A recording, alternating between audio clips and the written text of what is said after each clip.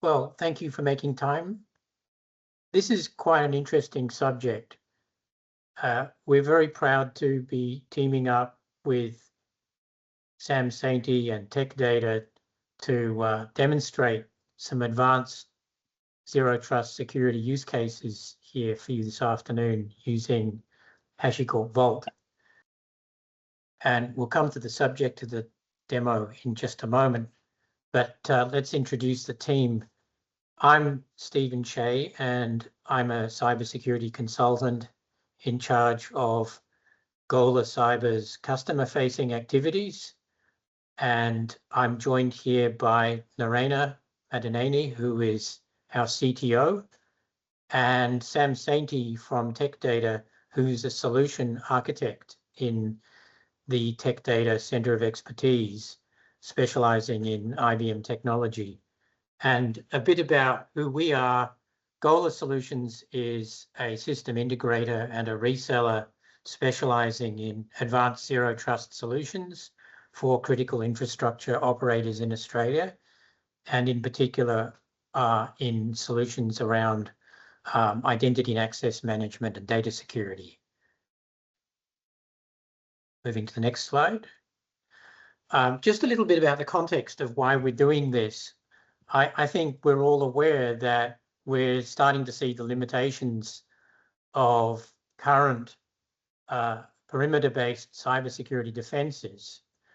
And in particular, what we're focusing on is 4 key challenges that organizations are grappling with as they seek to develop more resilient and effective cybersecurity defenses.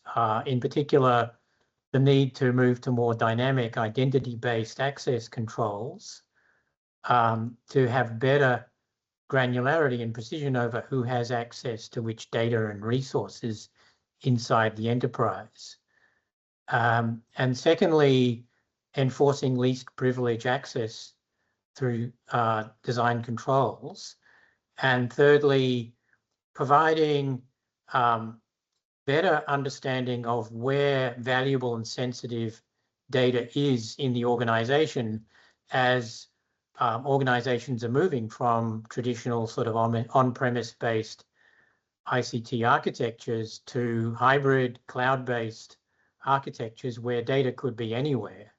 And finally, also securing and governing non-human identities in that architecture, because we're seeing the evolution of agentic AI, for example, where robots have got identities as well as the people in the organization. So moving to the next slide, what we're wanting to highlight to you today in particular is the contribution that can be made by HashiCorp's cloud platform in 2 particular areas. One is around secrets lifecycle management, and the second one is around key lifecycle management. And with that, I'm going to turn to my colleague Narayana to introduce specifically the architecture we're going to be showing you. Yeah, I think that's a good, I think if we think about the kinds of problems we see with large organizations is like, where are my secrets, right? So when we start thinking about it, there are all sorts of secrets. You can have API keys, you have passwords, we have certificates, we have database credentials. Most of the time, what we observe is they might be scattered across various cloud providers. They might be in your CI/CD system, or we have also seen scenarios where developers might have hard-coded these secrets in application source code. And another challenge is around manual handling, right? So how do we transfer secrets, or how do we share the secret with other developers or other employees? And there might be an accidental data. And again, like, credentials also become stale. If you are having credentials that have not been rotated for a while, if they're long living, it might be stale, and there is a chance that you have an extended attack surface and bad actors can gain access to those secrets. And what will help with Vault is, like, Vault can be your centralized source of truth where you can have all your secrets. So you can eliminate the sprawl. You can also integrate with platforms like AWS, Azure, or GCP. You can use the IAM tokens provided by identity providers to verify an application. And we can also do things like dynamic management of secrets instead of having static secrets or long-lived credentials. One of the challenges again with long-lived credentials is the maintenance window. Let's say you have to manually rotate the secret. It requires a planned downtime, which means you have a burden on operations. So what can help is just-in-time credentials and lease-based security. So every secret comes with a lease period or an expiry date. So when the lease expires or when the application finishes a task, Vault can automatically revoke that credential. And with application modernization as well, so we can have applications use the Vault API to get access to a secret and do the task they are expected to do. The next challenge is around expired certificates. So we have this problem of, yeah. My apologies. I thought you said next slide. Go on. Hair trigger. Expired certificates, we have issue of managing them, and for compliance issues, you may have to renew those certificates. We want to manage them, and again, encrypting as a service is another area where Vault can help. So it can help with encryption of it.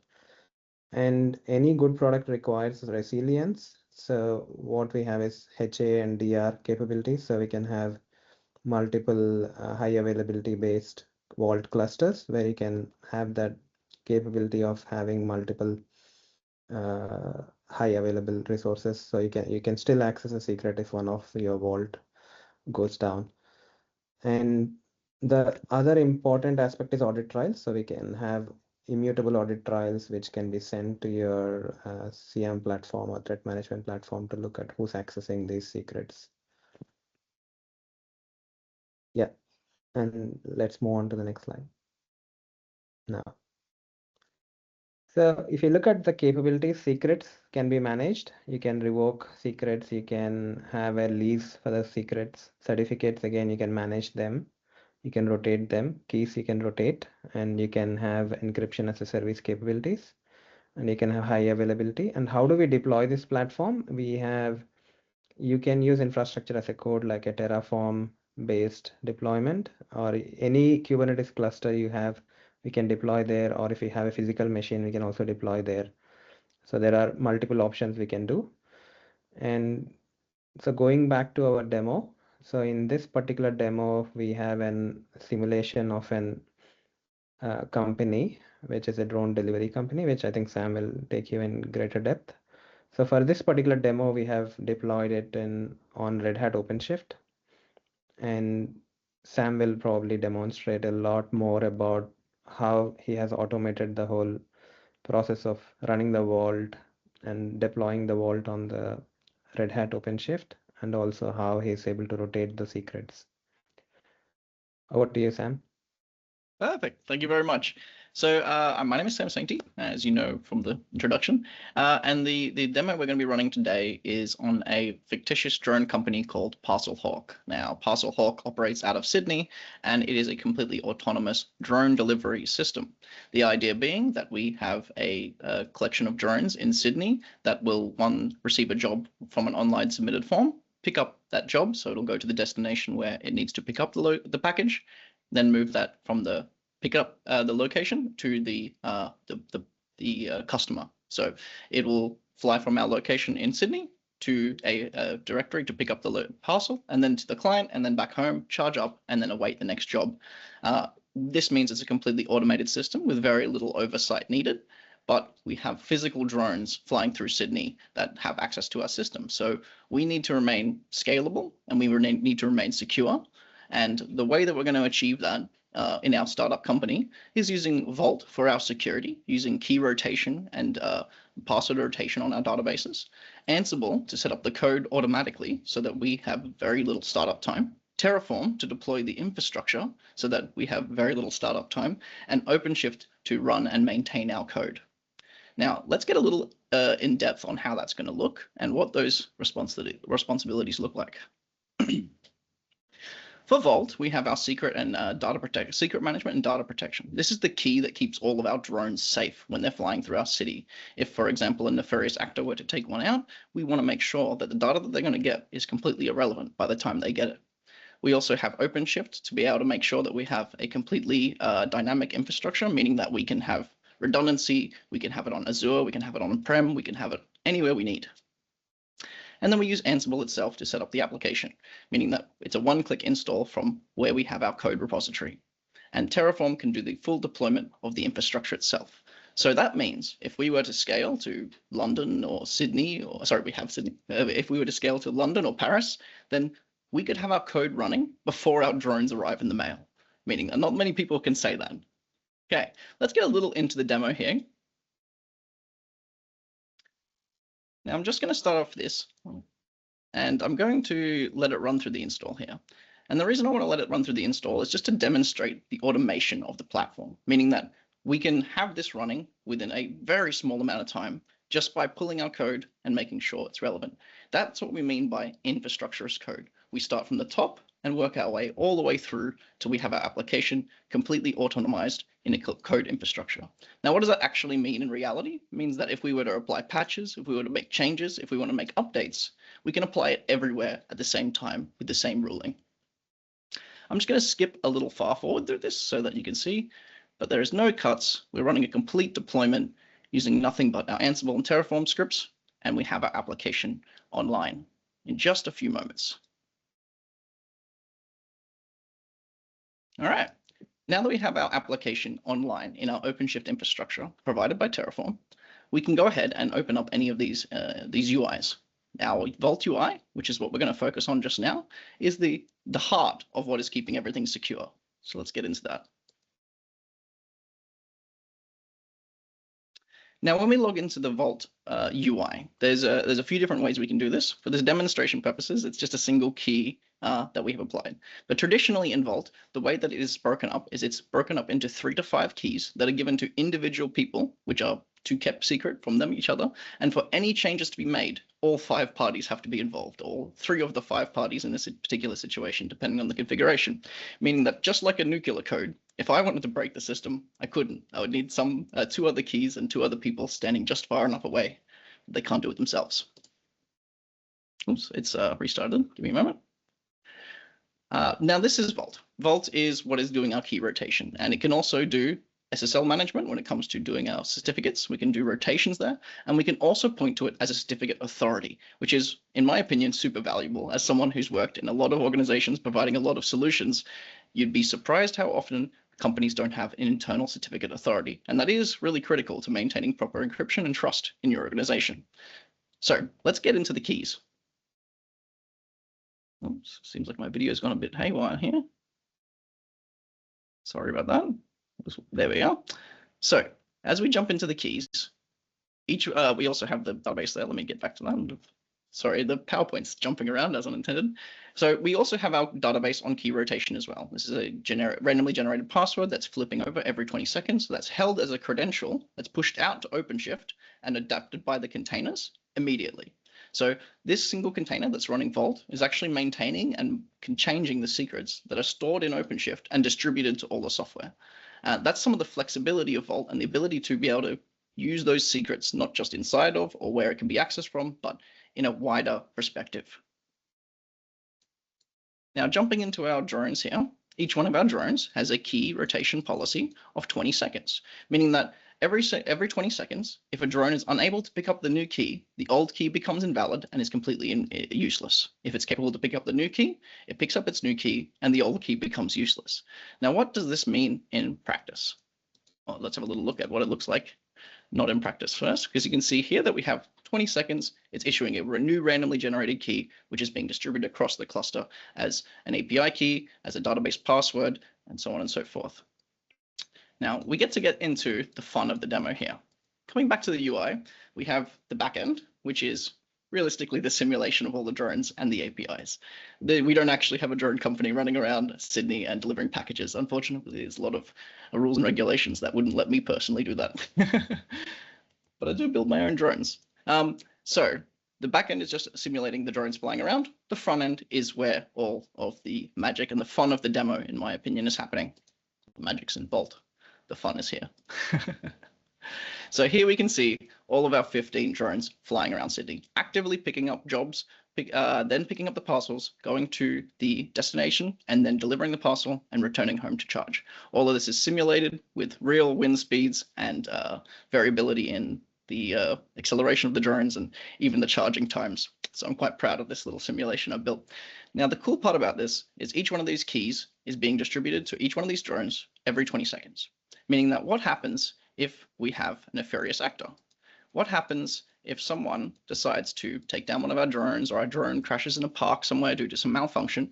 We want to make sure that drone with that API key, with the ability to make changes, read personal identifiable information, update effects for the rest of the drones. For example, if a drone is low on battery, it'll return home, a new drone will pick up that parcel and go to the delivery location. We don't want it to be able to go into the wrong hands. It's a powerful key, but it's important.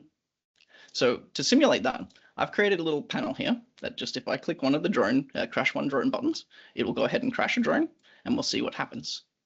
So I've clicked the drone button, and within 20 seconds, you'll see that one of our drones has become unresponsive, and then it has been locked down. Now, just like that, all of the data on that drone is irrelevant. It can no longer access databases. It can no longer retrieve information. Everything that it was reading from was in memory. It's gone.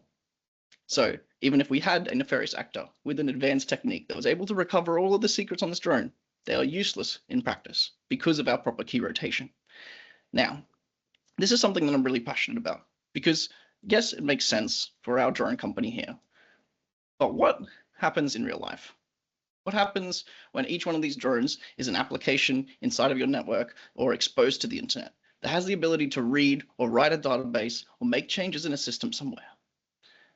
Key rotation is important. One leaked key, one log4j, one of the most recent bugs that we just saw a few days ago that AI found a backdoor into almost every Linux computer. If key rotation was there, the amount of breaching that happens is so much more limited, and it is so critical that key rotation is happening. Because if one of those secrets is lost and that person has access, it is a matter of time before all that data is gone. All that data is exposed. Now, that's something I really want to drill down on. Think about your applications. Think about how many of them you access from the internet, and make sure that those are in proper key rotation using Vault. Make sure that you're properly scalable with your defense using Terraform and Ansible. What we saw in our demo here, we saw proper key management. We saw proper database secret management. We saw some encryption, and we saw the utilization of its ability to synchronize with a larger system like OpenShift and Ansible. Now, handing back over. Thank you very much for your time. So, thank you, Sam. What we just saw was an enterprise-grade solution.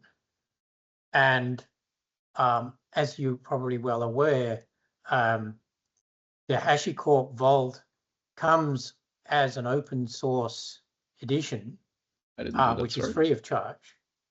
But it's also available in enterprise editions. And some of the benefits of an enterprise license for this are not just the provision of support for the software, but also some of the advanced features which are embedded in the demo that we've just shown you. Not the least, for example, would be some of the capability around control groups or disaster recovery and replication of the Vault repository. So once you are into the enterprise licensing for HashiCorp Vault, then the sizing is driven in particular by two parameters. One is the number of installations for the server, and the second is the number of clients. So a rough rule of thumb for the potential cost of an enterprise licensed version of what we've just shown you today would be around approximately 100,000 Australian dollars. Although, as I said, there are cheaper alternatives not just including open source, but also purchases of smaller quantities of HashiCorp licensing on a pay-as-you-go basis. So, if you're interested in how much it would cost to build something like this, then we're happy to help you with some further details later around cost drivers. There are a number of ways in which Gola Solutions is prepared to help organizations move forward with their adoption of HashiCorp Vault. And those range from technical discussions with your architects and developers, or help with budgeting and planning, or perhaps conducting strategy workshops with stakeholders from your organization, or hands-on technical training. And finally, we'd like to let you know this is just the first in a series of technical webinars and demonstrations that we're doing for HashiCorp Vault.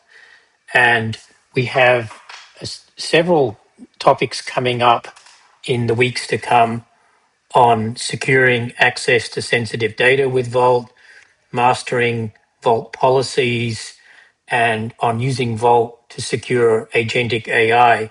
If you have any ideas about topics you'd like to cover, or if you have any feedback for us, please post your comments below or write to us at golacyber.ai. My name's Stephen at golacyber.ai, and we'd love to hear from you. So thank you very much for your time, and we hope you enjoyed this and found it useful.